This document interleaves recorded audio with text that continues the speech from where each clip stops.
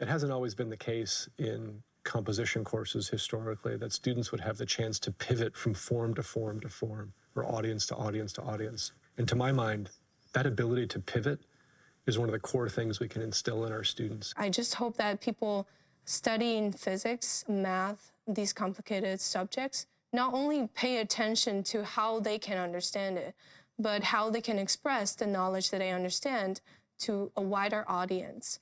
So that is why I feel like that's very, very important for us. Because a lot of people, they just know how to calculate. But how can you explain your calculation to people that want to use your results? That's a very hard thing. Scientists have to be good writers. A lot of the research doesn't only go to other scientists, it also goes to patients, it goes to doctors in other fields who need to understand how this applies to their personal field.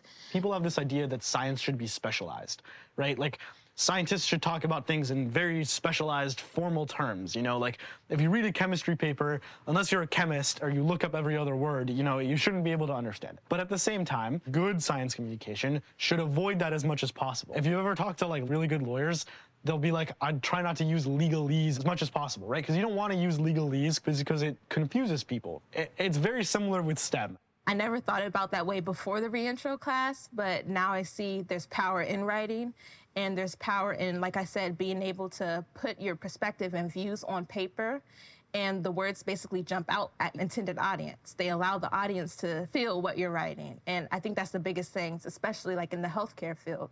The thing that I hope that students will have with them 10, 15 years down the road is the almost intuitive built-in ability to draw on prior knowledge connected to the new demands of a writing situation, to have this sort of habituated practice of like writing to an audience, of thinking about who those people are and what they need and what they want, and make really thoughtful, caring choices in those writing acts.